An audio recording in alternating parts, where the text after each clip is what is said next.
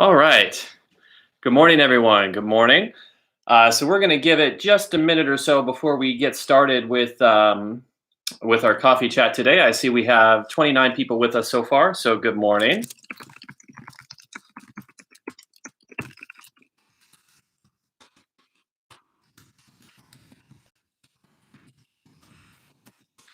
Please feel free to ask your questions in the chat as well. I will be going through. I have some stuff to talk about at the beginning, but I will be going through all the questions, and I promise to answer each one to the best of my ability as is possible.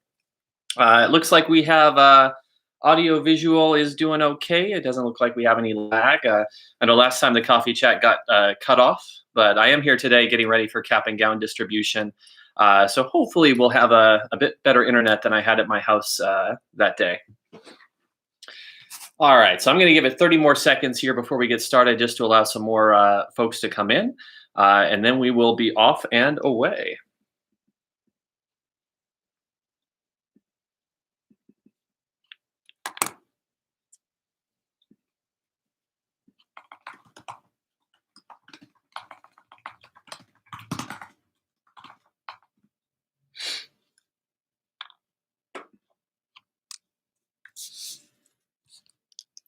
All right, so let's go ahead and get started. Good morning, everyone. Good morning. Good morning. So I want to start off by talking a bit about graduation. I think that's the topic that's most on everyone's minds and on the minds of folks in our community. So I'm going to talk a bit about graduation. I'll talk a bit more about grades and the progress reports that you should have received at your homes for marking period 5. We'll talk a bit more about what we're going to be doing for our seniors.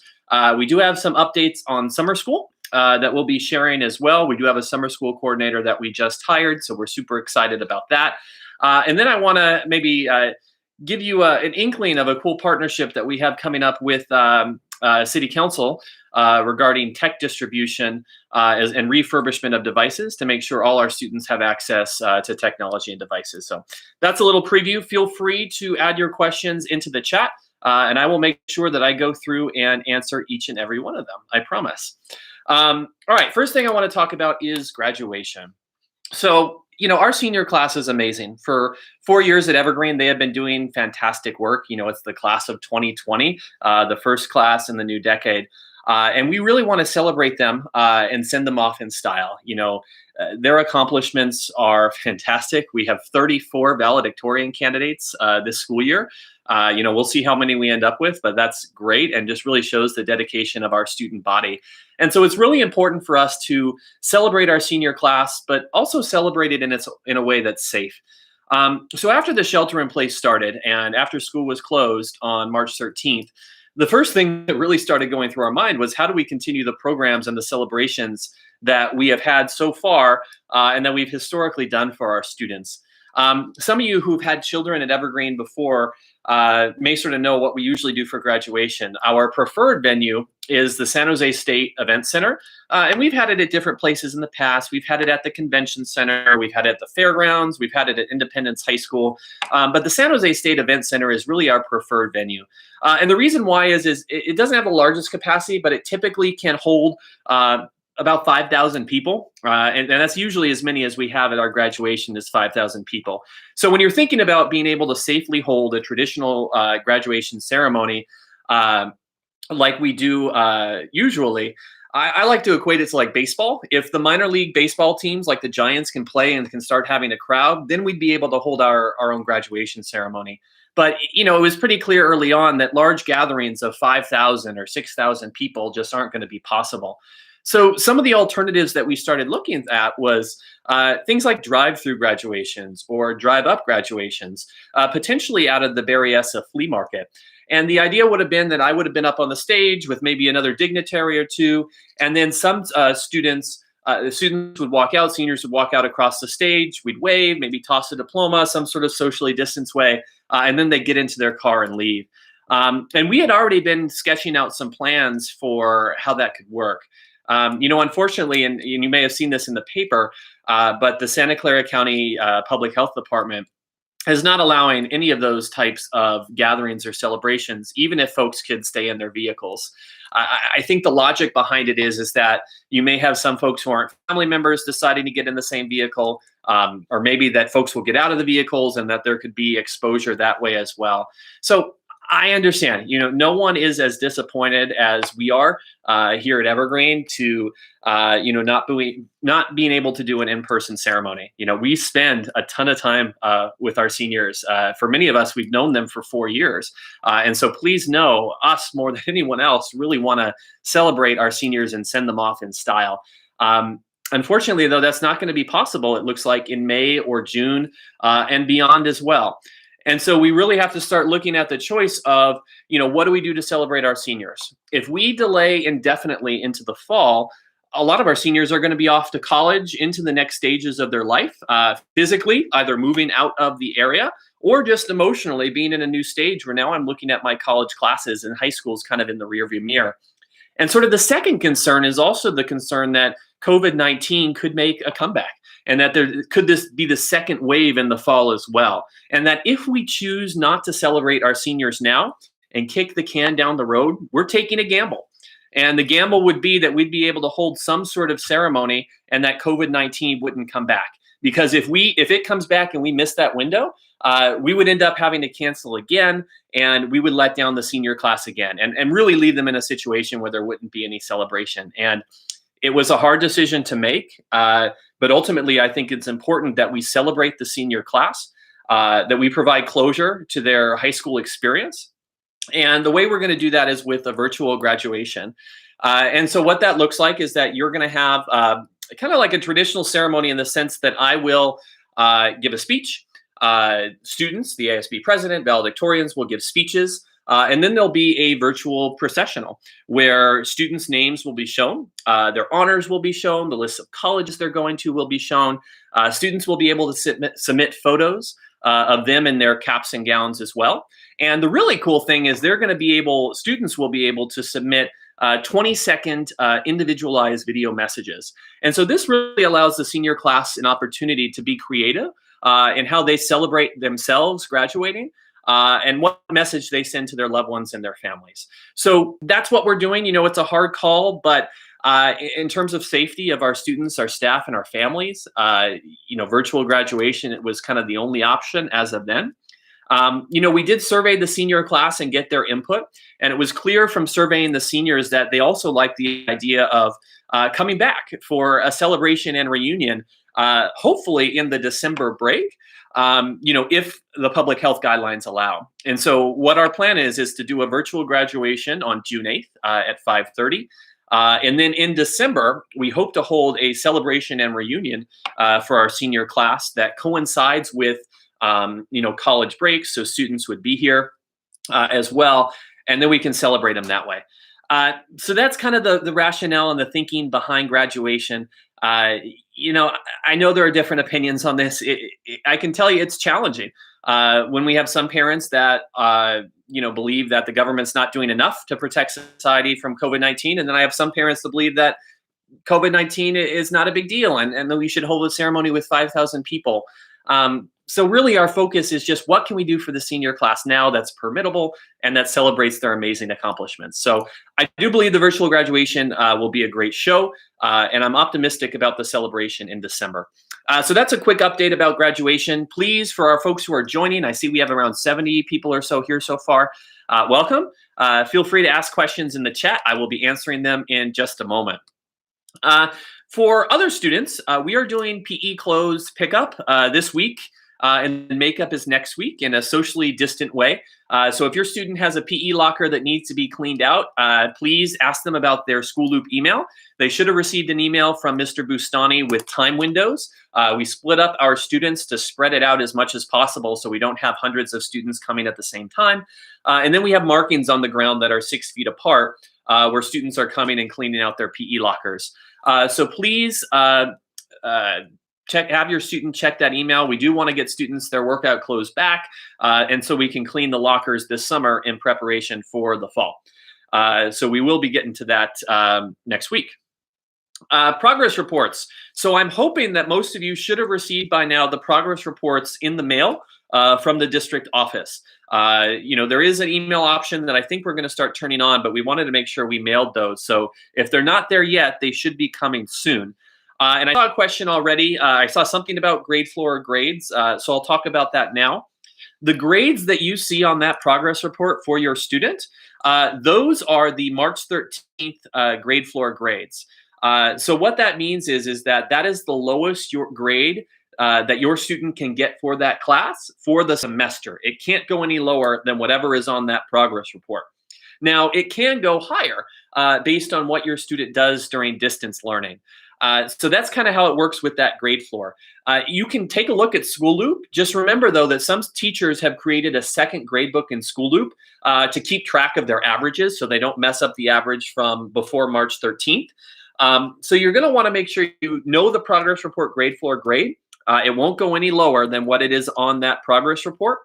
And then just keep an eye on School Loop because you can track your student as far as completing work and make sure that you are that they're doing all their assignments for their classes. And I get it. There are some students who say, I have an A on the March 13th grade floor and I'm not going to do anything. And to me, that disappoints me as a principal. We want all of our students to be learners for the sake of learning, to enrich themselves personally. But remember that we're all coming back to school next year. School is not canceled indefinitely. So students need to learn now so that they can build upon that knowledge to go to the next level courses. And the focus of our teachers right now is preparing students for next year. So if a student is slacking off and not doing any work, fifth period progress report that you should have just received, that is the grade floor that was done before March 13th. It won't go down from that, but it can go up based on distance learning. I want to give you an update as far as summer school as well. So summer school is going to happen. It's probably going to be a blend of distance learning as well as Cyber High. Cyber High is an online program that we use for credit recovery. We are going to be offering 7 summer school classes. And that's a combination between recovery, so students who got a D and an F or an F in a class and need to make it up, and acceleration. And there also will be a class or two, we hope, for incoming 9th graders. We did hire a summer school coordinator, one of Evergreen's own teachers, Mr. Dan Johnson, our math department chair. He is amazing. He did a fantastic job last year with summer school, and we know he's going to do a great job this year with summer school. So stay tuned to that. We typically don't offer a lot of higher level classes. It's usually like Math 1, Math 2, English 1, so that we can focus on students making up credits to keep them on track for graduation and A through G completion. And we'll be sharing out more information on that soon as well. And this, of course, is in addition to the to our 40s that we complete for students to take community college classes. We still are doing those. EVC and other colleges are doing online as well. As far as looking ahead to the fall, when we reopen in fall semester, school is probably going to look very different. There are many different options that are being discussed right now. Nothing's been decided yet. Some options could be half days for students where half the school comes in the morning, half in the afternoon. Another option could be certain days of the week that some students come and then other students come on other days of the week. And the goal is to try to minimize the amount of people that we have on campus at any given time. Of course, there would have to be modifications to the instructional program when you think about PE, when you think about athletics and the locker rooms and things like that. So that's something that's on our radar and that we're actively planning for. It's going to be a few more weeks or so before we really know what the fall semester will look like. We are waiting for guidance from the county and from the governor to give those sort of the outline of public health requirements that we're going to have to abide by. And then once that's done, our district will work with our teachers and our classified unions to develop a framework for what that will look like. And then we'll announce it out to the community. Another part of this may be having staff and students wearing masks on campus at all times. That is our policy right now, that all staff, when they're on campus, wear masks. I'm alone in my office, so there's no one around, but I promise I have a mask right here. So that may be another feature of what school will look like in the fall. Of course, at Evergreen, we want the most robust academic and extracurricular program for our students, but done in a safe way. So please stay tuned for updates on what fall semester will look like. We'll send those out once we have more details. And lastly, one thing I wanted to announce, and please keep adding your questions over in the chat. We will be partnering with City Councilwoman Sylvia Arenas' office on a technology drive. Where the community can donate gently used technology, things like computers, cell phones, anything that would be helpful for students to use during distance learning. And then through our partnership with the city, they're going to refurbish those devices and give them to students in our community. So we just started talking about this partnership a couple days ago. So we don't have the details yet, but I wanted to plant that seed for you because I know I have some old technologies, an old laptop at home that if I donate it, wipe the hard drive and then refurbish it so it's ready to go, and then you can give that to a student and really have them use it for distance learning, and it can really be helpful. So stay tuned to that. We're excited to partner with the city on that project, and more details will be coming soon. And then lastly, we are handing out this afternoon from 1:30 to 5:30 caps and gowns for our seniors, as well as celebratory lawn signs. So all of our seniors will be receiving a lawn sign that identifies them as a graduate of Evergreen Valley High School. And our hopes that we can see these signs around our community and that we can celebrate our seniors and let them know that their community supports them, we support them, and that we're so happy and excited for the future endeavors that they're going to be going on. So that's from 1:30 to 5:30 today, and there is going to be a makeup next week as well. The question's asked, why are we getting caps and gowns if we're not having an in-person ceremony? Well, we are having the virtual ceremony, which we are trying to make as traditional as possible to really give that experience to our students. And so we are asking that students take a photo in their cap and gown and that they can have a video in their cap and gown as well, should they choose. We know that students are at different places in terms of technology and access. So if we don't hear from a student and if we reach out to them and they don't get back to us with an updated photo or a video or something like that, it's not mandatory that students are in their caps and gowns. So if we don't hear back from our seniors, of course, they will still be included. We will use their senior portrait photo. And usually that's with a student in like a suit or, for a female student that's in a dress or something, dressed in very formal attire. And that's what we would use for the virtual graduation. But we would like seniors to try to make it as celebratory as possible and wearing that cap and gown to celebrate. And, who knows, if we have that celebration in December, maybe we can break those out again.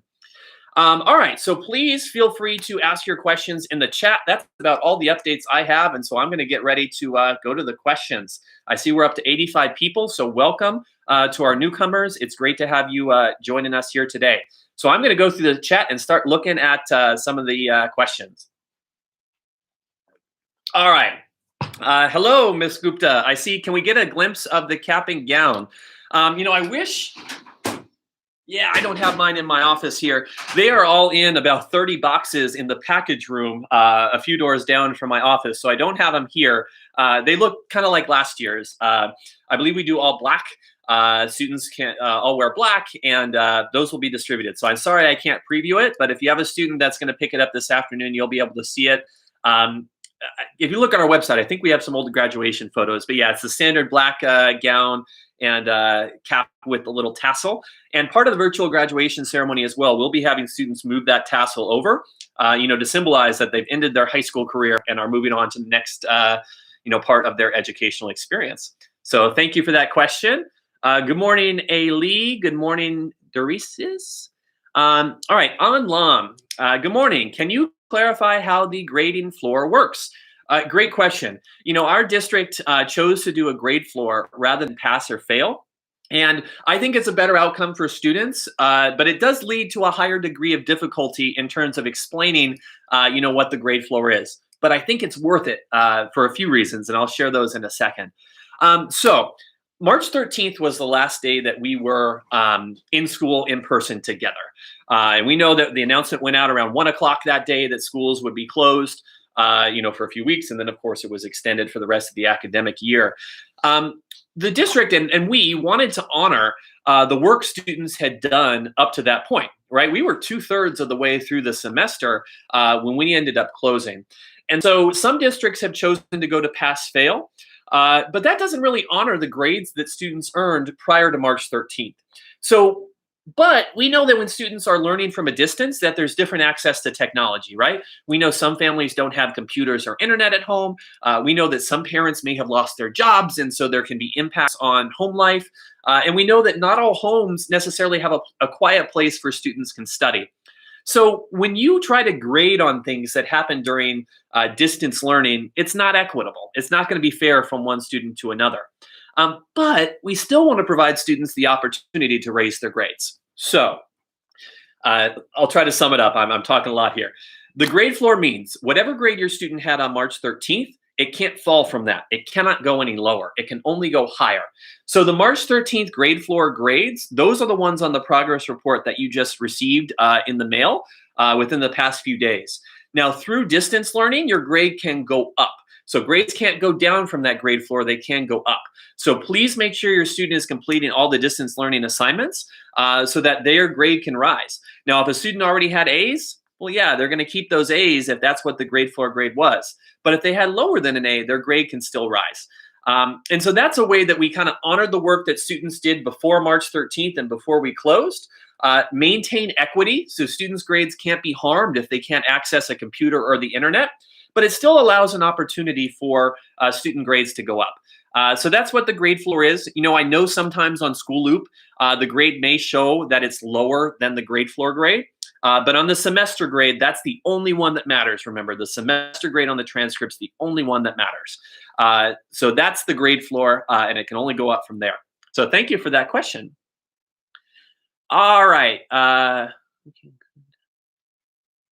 A. Lee, Mr. Kleckner, my daughter hasn't received her prom refund. Has Marriott sent the refund yet? Thank you for that question, Mr. or Miss Lee. Yes, so Marriott did send the refund check a couple weeks ago. What we are doing is we are sending out individual checks to students for the prom refunds. I signed, last week, me and Mr. Bustani signed probably 250 prom refund checks. We socially distanced. He signed it first, then dropped them off. Then I wore gloves and signed them. And those are going to be mailed soon. So I just signed the paperwork. I want to say on Monday, I think of this week, I signed the paperwork to do the postage. So we have sent those checks to the district office for the envelopes to be stuffed and mailed home. So they are on the way. They should be there soon. It's just kind of working its way through our postal system. It kind of takes a while when you're mailing 300 individual checks. And we have to cut the checks and sign them. We have to have 2 signatures and all that. But they are coming soon. They will be there soon. They're going to be in the mail. So thank you for that question, A. Lee. All right, next question. On Lamb. Good morning, On. Some teachers teach live lessons online. Some don't. It's not consistent. Can you elaborate on the school's policy? Yeah, absolutely. Thanks for that question. It's a great question. One of the challenges with distance learning is that our faculty, is encountering some of the same challenges that, parents and students have when it comes to distance learning and the shelter in place. So you'll have faculty members that will have children at home that are doing their own distance learning or are caregivers and caring for relatives. So it's not necessarily possible for all of our staff members to hold in-person Zoom sessions during that time window, right? We know each class has an hour and a half set aside each week to check in, as well as virtual office hours where students can reach out to their teachers as well. So the expectation from the school and for all schools in our district is that there is an hour and a half of instruction provided, and it could be sort of the Zoom session, that can be a part of it. It could be pre-recorded. Like let's say, the teacher's kids have gone to bed and it's 10 o'clock at night, so they record the YouTube video and then post it for students along with the classwork. Or it could be something like assignments and guided notes or like a guided PowerPoint presentation or things like that. So it's not necessarily going to be that in-person Zoom instruction during distance learning, just because a lot of our staff have different personal situations going on, but they also have different levels of capacity, for Zoom and for Google Classroom and School Loop. So we love teachers doing Zoom sessions. Don't get me wrong. We encourage it. We are doing a ton of professional development with our staff to show them how to do it. Some of our teacher leaders are holding the Zoom sessions together to show teachers how it works and to make sure they don't get trolled or Zoom bombed, and we're using all the security features. So we're trying to increase that to the extent that we can. It's just not required. So all students should be getting that hour and a half per class a week, plus no more than 2.5 hours of homework a week as well. That's just going to look different from teacher to teacher and from subject to subject. So I hope that helps answer your question on, if you go to our website, at the very top, there's an FAQ about distance learning that will answer some more questions. So if you'd like some more information, that's a place to look at the top of our website or on the district's website, esuhsd.org. But thank you for that question. All right, next question. Jesus love you. Good morning. I need to pick up my kid's EpiPen. How do I do that?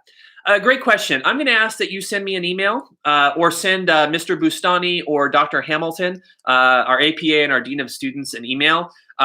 We are going to need to get medications out and things like that in the health office. We don't have as many EpiPens and things like that that we're in possession of compared to PE uniforms or performing arts stuff as well. But feel free, please send me an email. Jesus love you, and I will make sure that we get that. It'll probably be a drive up, so we'll have you come, between 12 and 1 day when we're doing our lunch distribution. Which, by the way, we have given out over 7,500 free lunches to the community since shelter in place started. Over 7,500. We are on track to probably hit 10,000 by the end of the month. So I wanted to share that statistic as well, because it's really important for us to feed our community since hunger is a real thing. And our staff is still giving out those free lunches. So almost 10,000 by the end of the month. But yes, so please send me an email and then we'll get that EpiPen and give it to you at the drive-through at lunches. So thank you for that question. Rupa. Mr. Kleckner, thanks for your efforts in celebrating our seniors. Well, thank you. Can we get the recording of the senior honor night as well as graduation? Thank you for that question, Rupa. I completely forgot to mention senior honor night. So thank you, thank you, thank you. Absolutely. So we are going to be having a virtual senior honor night to celebrate our seniors and all of their academic accomplishments as well. It's going to be on May 25th at 5:30, I believe is the time, is when it's going to go live. Now, I know May 25th is Memorial Day, and so the school is officially closed. There's not going to be classes or anything like that, but it is going to be virtual, and we're going to push that out at 5:30 on YouTube so that we'll have a senior honor night. There'll be speeches. We will recognize these special honors and scholarships students have earned as well. So we will absolutely share that out with you. And it's going to be posted on May 25th at 5:30 at night. So thank you very much, Rupa, for reminding me about Senior Honor Night as well. I still have to record my video, so I'll put that on my to-do list. I appreciate it. Brenda. Hello, Brenda. Good morning. Brenda asks, hi, Mr. Kleckner. Where can I find the AP test schedule coming up? Thanks. So the best place for this would probably be our distance learning newsletter. So if you go to the top of our website, evhs.schoolloop.com, you'll see a cool little graphic that says EVHS school closure newsletter, up-to-the-date information on school closures. If you click on that, the website that you'll go to will have a button for AP exams. And so it will have more information on AP exams. So it is going to be online only. They've shortened it to 45 minutes. Computer science is the one that I think is a bit different, where they're going to have a portfolio instead. But if you go to our distance learning website and click on that AP link, you will see the AP schedule. So it's not going to be on campus or anything like that. It's going to be at home, on a student's computer. And it's my understanding that the Chromebooks that we issue, for students who need a device, that those will work for the College Board's AP exam as well. So if you need some more information, feel free to email me, but check out that newsletter on our website, and there will be an AP section on that as well. So thanks for that question, Brenda. All right, so good morning, everyone. I see we're up to 105 people. Feel free to keep adding your questions. Thank you, thank you. And thank you, Mr. Doe. Let's give a shout out to Mr. Doe. You see him in our chat there. Mr. Doe is our amazing head counselor, who's the head counselor in our counseling office here at Evergreen. So thank you, Mr. Doe, for joining us in the chat today. He is fantastic and a great resource. So Brenda, please feel free to email him like he said, and he'll be able to help out. All right, so moving along, Anita asks, is there a possibility that school starts early in the fall? Great question, Anita. A lot of us were surprised when Governor Newsom made the announcement that schools would start early in July. And I got some emails from parents and from some of our teachers, asking if that's something that we're going to do. Um, at first, it's important to remember that the governor doesn't decide when school starts, right? Everything is sort of broken down into individual school districts. And there was a time when, I think it was aligned to the farming schedule or something, where schools didn't start until after Labor Day. But that's kind of gone away for the most part for most school districts. Most school districts now start in early or mid-August. And for us, our first day of school is August 11th, which really isn't that far from late July. So to answer your question, no. So East Side, our district, will not be starting school early. We anticipate starting on August 11th as scheduled for next year. And we have summer school that runs, in June and July. It's going to be virtual this year as well. So we're already close to late July by having an early August start, and we're going to keep that early August start date. Now, school may look different as far as modifications due to social distancing. So some ideas, we may break the student body into thirds. We have almost 3,000 students, so maybe have 1,000 students come, on Monday, 1,000 come on Tuesday and Wednesday, and do an alternating cycle like that, so we don't have as big of a population on our campus. So we do expect to have some sort of modification to our schedule when we start in August, but we are starting on August 11th, so we should not be starting earlier in July. So thank you for that question. Great question, Anita. RM asks, good morning, RM. Are we doing distance learning next school year, or at least until COVID-19 vaccines are available? COVID-19 cases are declining now in the summer, but may increase in the winter. Yes, that's true. In my last principals meeting with all the principals in the district, plus all of our superintendent and associate superintendents, we looked at around 11 different options of what school would look like when we reopen in the fall. Now, one of those 11 options was distance learning only. So let's say, in the next 2 months that COVID-19 cases rise and things don't look very good again, then there is a possibility that we would go to distance learning only. Or let's say that things are declining now and they keep declining. Well, then maybe we will open back up with that staggered schedule where maybe half the campus comes on Monday, Wednesday, Friday, the other half come on Tuesday, Thursday, or half the campus comes from 8 to 12 and the other half comes from 1 to 5, and we have a modification that way.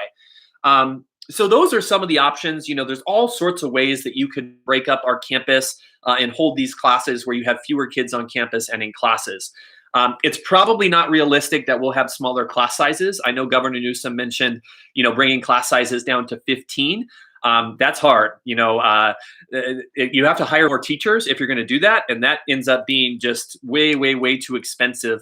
And at least for Evergreen, we don't have space. We are using pretty much every room on campus already, and we actually keep adding more classrooms out of office spaces. So it's not feasible for us to make class sizes smaller. So I don't anticipate us doing that. I anticipate us breaking up the student body and using social distancing strategies, maybe requiring masks. I would say in a few weeks, we'll know more on that. So yeah, distance learning is a possibility if it gets worse, but we're going to have to be patient and wait and see and be flexible and see what option we end up with. So thank you for that question, RM. All right. Con Huyn asks, good morning, Con. Will there be football team this fall? Great question. Our extracurricular activities were also impacted by COVID-19 and our closure. We spend the most amount of time talking about academics and instruction, which of course is critically important. That's our sort of primary objective as a school, is to educate our students. But we know that COVID-19 also had an impact on athletics, our spring sports. Hardly any of them even got off the ground, as well as our extracurriculars, performing arts and all of that. So is there going to be football in the fall? The answer is going to be, I think, probably not. So there's not a final decision yet, but I can tell you what's being discussed at CIF, which is the state level league, and at CCS, which is the Central Coast section, which is what we're a part of in athletics. So what it's looking like now is potentially moving football to the spring, so that we move football to the spring, and then they can use the winter time, that December, January time to condition to be ready to compete in the spring. Now, there's no final decision on that yet. I believe the league's going to be making a final decision in the next week or two as to what to do with football. And then there's also some ideas of moving some of the spring or winter sports that are smaller, sports like golf, volleyball, tennis, especially sports that are only one or two kids participating at a time, maybe move those into the fall so that we can do them with some social distancing and save the super big sports like football and basketball, push those back to the spring. So it's in our interest as a school, Evergreen. We want all of our student athletes to participate in sports.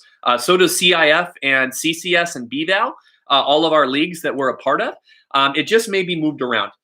So I think, Con, that we're probably going to end up moving football either to the winter or spring, probably the spring, and then moving some other sports into the fall that are smaller. No final decision yet, though, so stay tuned. Thank you for that question, Con. Duresis, Nertz, sorry if I'm mispronouncing your name, asks, my child, an incoming ninth grader, wants to take Math 1 over the summer so she can take Math 2. Is it possible for her to take summer Math 1 at Evergreen? If so, who should I contact? Thank you. Yes, it is a possibility that we may offer a Math 1 acceleration course for incoming freshmen. I would say keep an eye on our website. You can contact either me or Dan Johnson, our summer school coordinator, or Ms. Gabon, our APED, as far as that goes. Now, we don't know our offerings yet. I anticipate we'll know what we're going to offer by the end of next week. And then once we know that, we can start looking for teachers. And so if we get teachers, then we're able to offer those classes.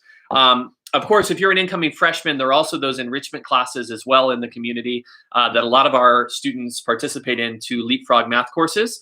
But yes, it is our hope that we can offer a couple acceleration courses for math, if possible. No promises quite yet. Feel free to reach out next week, and we should have a better idea. So thank you for that question. Christine asks, does the student have to be present in the car with you for the gown and cap pickups? Thank you for that question, Christine. I don't believe the student has to be present, but we are asking all of our families for cap and gown pickups in the car on a piece of paper. So, a normal piece of paper in big letters, write your student's first and last name. And then write your student's ID number on that as well. And so that's how we'll be able to check that out. So we do need your student's first and last name and ID number. But I don't believe your student needs to be present to pick that up. But if you could please put your student's name and ID number on that piece of paper on the dashboard of your car when you drive up, that would be a big help. So thank you, Christine. Riley Compound asks, if school opens early before summer enrichment classes end, will the students still get to use it for advancement to the following year? We're not going to open school early. So August 11th is when we're going to open school. I would fall out of my chair with surprise if we open school early. It's just not practical. Our school start time is voted on by the board. It's negotiated with the unions. August 11th is already pretty early as well. And we are planning for the social distancing that we'll have in place. And so we're not going to move school up early. So I wouldn't worry about school overlapping with summer enrichment. Now, if summer enrichment goes past August 11th, yeah, that'll be a problem. But as long as it finishes before August 11th, you will be fine. So thank you for that question, Riley. All right, so I'm still going through the chat here. So please feel free to keep asking questions. All right, so Ms. Gupta, hello again, Ms. Gupta asks, some teachers face internet connectivity reliability issues. Some principals maybe as well. We'll keep that quiet. My coffee chat got cut off last week. How is the district enabling better technology access to minimize such issues? Well, for me, that was just a hiccup on my internet. So it was back 5 minutes later, but by the time I got back to the coffee chat, everyone was gone and I was super sad. That's kind of why I'm at school today. So my internet's been hiccuping more and more since everyone's been at home through shelter in place. Most of our teachers are okay when it comes to internet, and it's really our students that are the focus. But what our district is actually doing is working with the city of San Jose for the community Wi-Fi project. And so the district's vision is to partner with the city to use school sites as Wi-Fi hubs to push out that Wi-Fi into the community. Now, there are some schools that already have this in place. I believe James Lick, and I want to say Overfelt High Schools, I think. Don't quote me on that. I'm pretty sure about James Lick. Already are Wi-Fi hubs where Wi-Fi is being broadcast into the houses in those communities. And so that's the big thing our district's doing in partnering with the city of San Jose. And I believe they hope to bring 4 or 5 more school sites online within the next few months, before December, to add Wi-Fi access to our community as well. So that will work for students, and it can work for staff as well. So that's a city East Side District initiative. So stay tuned, watch the news. There's been a couple articles about it as well. Evergreen will be one of the final schools just because our community has pretty good access, not perfect, but better than some other communities in our district as well. But we hope as well to become a hub as well. And some of our parking lots, have Wi-Fi access. So I have seen students sometimes use our parking lot for Wi-Fi. But yes, the community Wi-Fi project is what we hope to partner with the city with to push out more Wi-Fi. So thanks for that question. KT asks, hello KT, when can we register for summer school? So we hope to have an application out either late next week or the week after that. It will be a Google form application that will be posted to our website. Some classes are going to be by invite only. So if you got a D or an F in a class and need to make it up, our counselors are going to be reaching out to those families already, since we know they need that opportunity. If you want to accelerate or you want another option, you'll be able to fill out the application. So the answer to that is hopefully late next week or the week after, we'll have summer school applications ready. So thank you for that question, KT.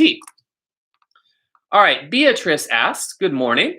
Is there any way of verifying we paid for the AP exam so that we receive the tickets for the exam next week?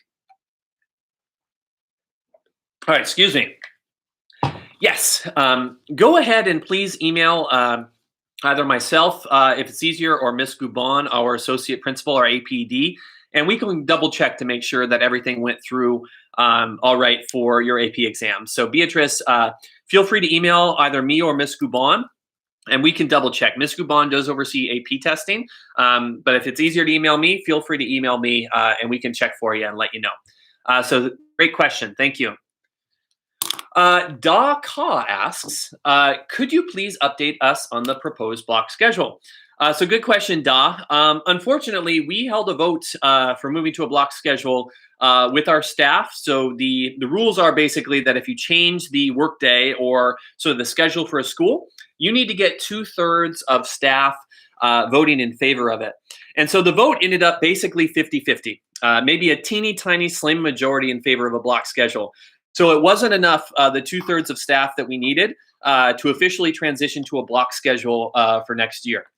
Now, that being said, because of COVID-19, one of the benefits of a block schedule is that there are fewer passing periods, right? Because students only have 3 classes a day they change through versus 6.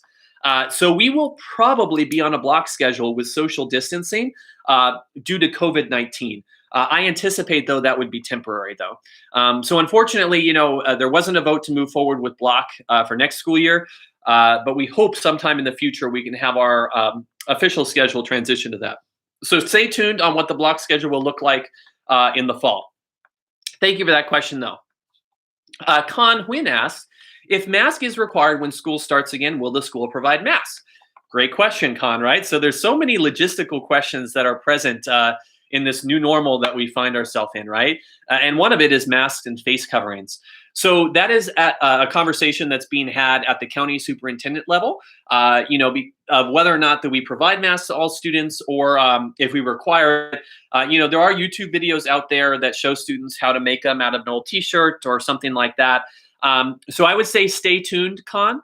We'll let you know in a few weeks once we have more guidance on what the fall looks like, what the mask requirements are. We want to make sure that all our students have access to a mask. And if there's a student who doesn't have a mask through no fault of their own, they can't afford one, or they don't know how, or they can't make one, we would want to be able to help. So I don't know the answer to that yet, Con. I would say save that question, and maybe in 2 weeks at the next coffee chat, hit me up, or we'll send that out once we start announcing what's going to happen for the fall. So thanks for that question.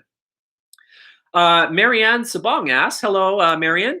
Hello, Mr. Kleckner.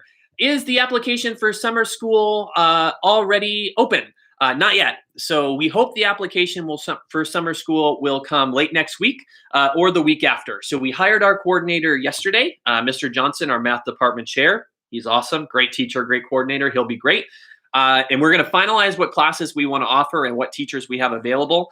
And then we'll send out that application late next week or the week after. So stay tuned to that. All right, keep going, keep going. Oh, thank you. You guys are nice. Thank you for the nice comments. I appreciate it. All right. Rishi Grover asks, good morning, Rishi. Hello, Mr. Kleckner. Given limited opportunities to improve scores, it would motivate students that are improving through distance learning that their best improved score becomes the next score. Yeah. So when students' grades go up, absolutely. So if students' grades go up through distance learning, that is the new grade that they're going to get. So if a kid has, let's say, a B in English class and then does the distance learning work and it goes up to an A, then yeah, that's if they have that A at the in 2 weeks when school ends, then that A will be on the transcript. So students' grades absolutely can rise and can go up through distance learning. And then that semester grade is sort of the end of the line. That's where it kind of stands. So absolutely, and I would encourage. There are several students already. Some of our seniors who had Fs in class prior to March 13th and were on a senior F list as being a non-grad that have already raised their grades through distance learning to the point where we know that they're going to be a graduate now and virtually walk the stage with us. So it's already happening with some of our seniors that are raising their grades through distance learning to graduate or be A through G eligible. So I encourage everyone to do your distance learning work so your grade can rise as well. So great question. Ayush asks, good morning, Ayush. What about Math 2 in summer school with a private institution? Can I get credits for it and take Math 3 sophomore year? So you can take, at Jose Valdez or Math Enrichment or, any of those programs, there's a million of them. You can absolutely take those classes and use them for advancement. So if you take Math 2 with, let's say Jose Valdez, show us the transcript when your kid passes, and then they can go to Math 3 the next year. We don't put those classes on the transcript for credit. And the reason why is they're not our classes, right? So we don't teach them. We put our classes on our transcript. But remember, when your student applies to college, they submit multiple transcripts. So when I applied to college and I ended up going to UCLA, I had to submit 2 transcripts, my high school transcript and the transcript from the community college where I had taken some classes. What we usually do with R40s to take community college classes. So if you get an official transcript from this institution, if it's WASC accredited, you will submit those transcripts when you apply to college. It just doesn't go on our transcript because we don't offer that class. Now, that being said, it still is used for advancement. So you can still leapfrog math. But please, please, please make sure your student is strong in math if you're going to skip a year. There's no replacement for 40 weeks of instruction, replacing it with 6 weeks of instruction. So your student should be really strong at math, and it should be easy for them if you're considering skipping a year. Because if you skip a year and it's challenging, it's much harder to go back once you're in that class for a marking period. So great question to use. Thank you. With distance learning being a high probability, will more teachers be prepared to provide live video lectures next school year? So thank you, Lai Win, for that question.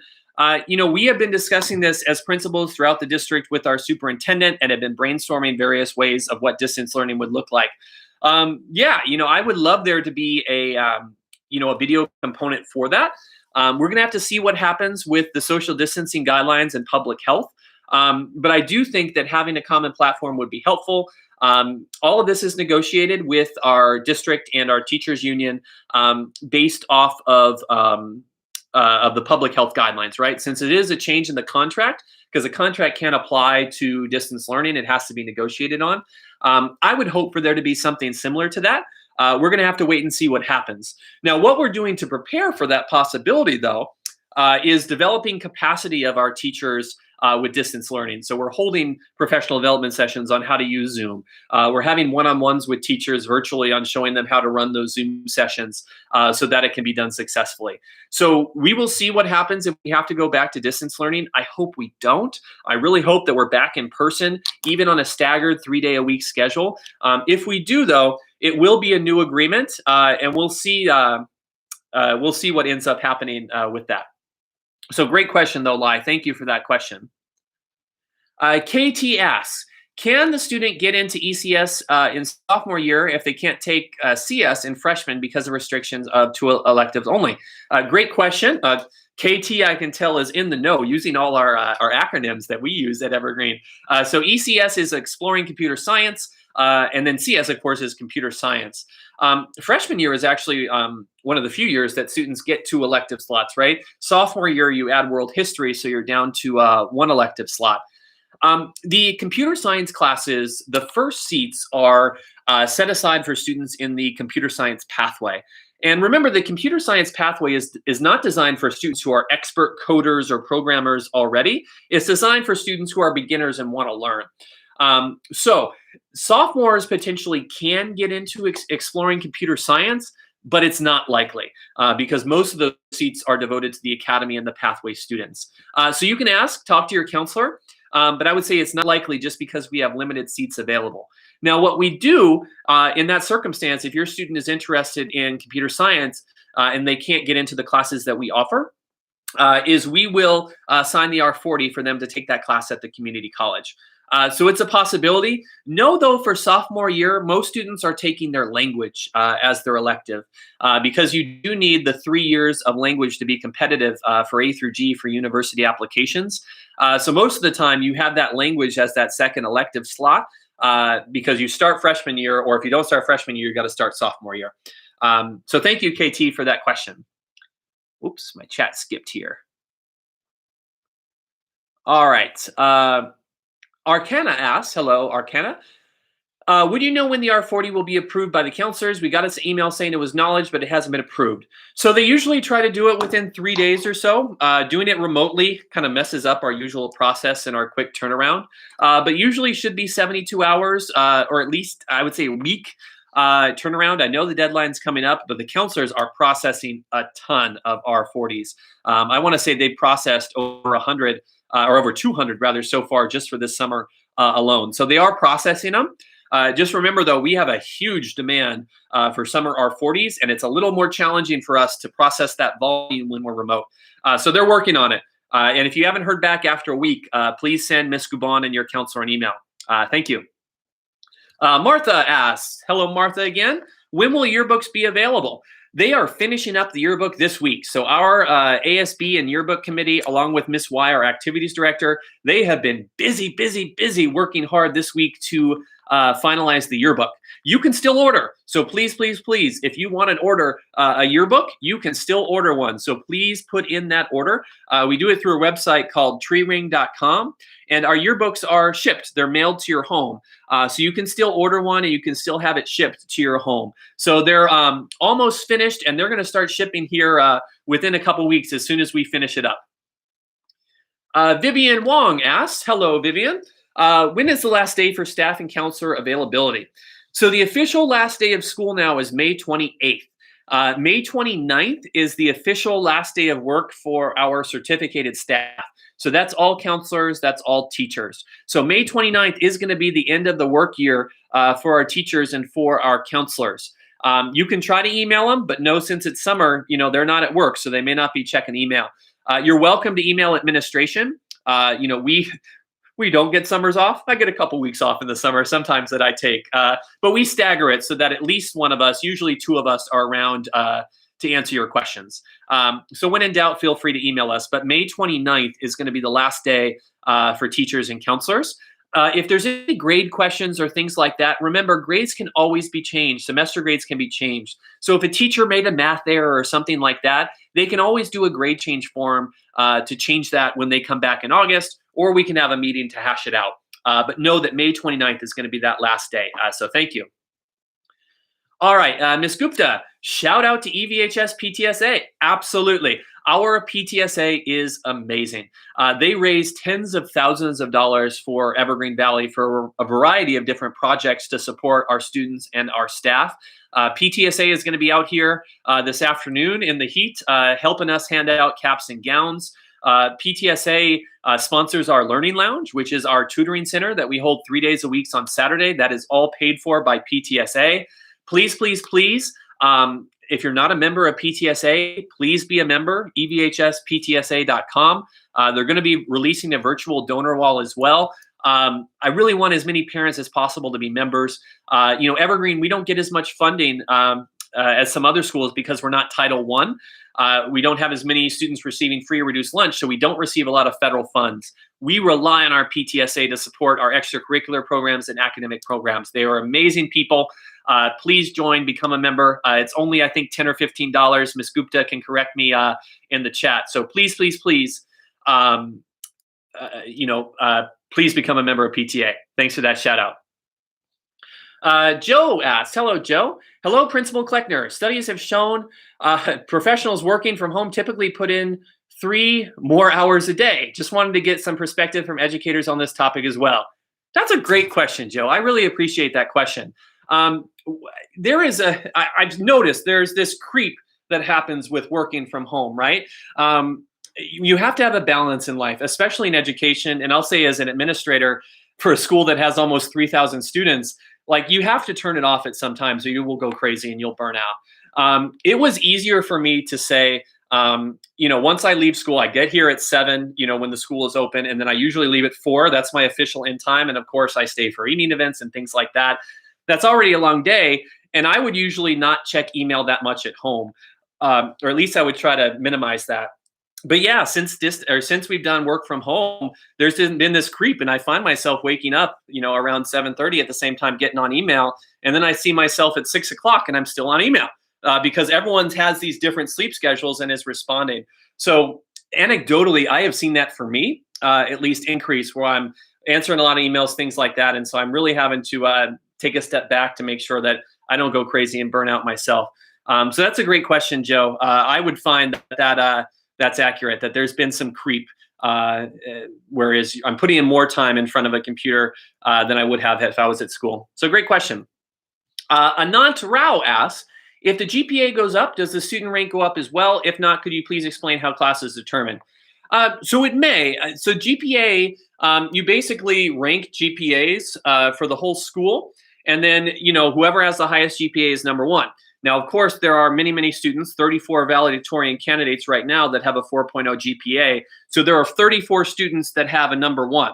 Now, after that, you're going to have a whole bunch of students that have like a 3.98 GPA. And then those students are number 2. And sort of it goes like that. So if your GPA goes up, your class rank may go up. Now, it may not go up if, let's say, more students' GPAs went up by a greater level, if that makes sense. So just imagine a whole list of the whole senior class ranked by GPA, and then that's class rank. And you're going to have a lot of ties in there as well. So I hope that helps answer your question, Anant, as well. Now, you won't see the class rank on our transcript anymore, but we still do have ranks, and that is still reported to colleges as well. So great question. Thank you. All right. Thank you, Mr. Doe, for clarifying about our 40s. All right. Chandra asks, and we're going to wrap up in about 5 minutes, folks. So please ask your questions, and I'm going to start doing like a lightning round to ask them or answer them really fast. When can we expect the AP electronic ticket? We were supposed to get them 2 days before the exam, and the exam starts Monday. I'm going to make a note to myself to check on that. I'm not sure on that answer, Sandra. But I will check on that and make sure that we get all of those released. So thank you for that question. They should be coming soon. I will check with Ms. Guban and get back to you. Tu Yen asks, will summer school grades be part of a student's overall GPA and appear in student's official transcript? Is there a pass, no pass option for summer school classes? I don't know if this is official quite yet. I anticipate our summer school classes will be for a grade. It's not official, so don't quote me, but I do believe that we're going to be grading summer school classes. And if that's the case, it's going to end up on the transcript. And summer school classes do go towards a student's cumulative GPA. So I would expect rather that yes, that they would be for a grade and will count towards a student's GPA. Now, to clarify, that's only our summer school classes, right? If you take a math enrichment or at a community college, it's not on our transcript, so it won't go towards a GPA. I see Ms. Reyes in chat. Ms. Reyes is our amazing parent specialist. She is fantastic. Thank you, Ms. Reyes, for joining us today. Cindy asks, seniors were looking forward to having EVHS teachers read their names at graduation. Would you consider looking into still being able to do this? Great question, Cindy. We typically do have our seniors, teachers read our senior names. It is possible to do that through our virtual graduation. The only challenge with that is the audio quality. So we're working with a professional company to put this together just because of our size with having almost 700 graduates. It's a lot of moving parts, and we don't really have the bandwidth to produce it in-house. And so our concern would be is if we have a senior teacher read a name, and if we do that in-house, the audio quality wouldn't be good. So it may be like, and you wouldn't be able to tell, your student's name. Whereas through our virtual graduation company, the audio quality will be perfect. So if we can find a way to have the audio quality be good, we can look at doing that. But it's probably going to be professionally produced as far as that goes. Now, that being said, our senior teachers have some surprises up their sleeves of things they're going to try to do to make students know that they love them and that they appreciate everything. So thanks, Cindy, for that question. My Own Spaceful asks, hello, Mr. Kleckner. Thanks for taking our question. Does the final semester grades of students be the average between March 13th grade and distance learning grades, or will it be the higher grade between the two? Great question. So final semester grades can only be at that grade floor or higher. So they will not be lower than the March 13th grade floor. Now, what some teachers are doing are saying, I'm going to put distance learning and your grade floor grade, and then I'm going to average them. And if your grade floor grade is higher than the average, then you get that. If your average is higher, then you get that. Some teachers are saying, I'm only doing distance learning and your grade can go up from there.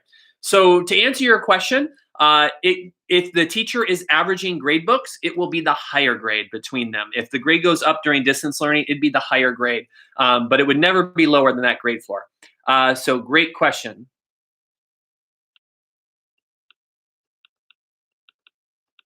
Thank you, Mr. Doe, for clarifying the transcript. Perfect. Thank you, Ms. Gupta. Thank you, Ms. Gupta, for showing the membership for PTSA. And thank you, Mr. Doe, for providing. So class rank, right? Complicated subject.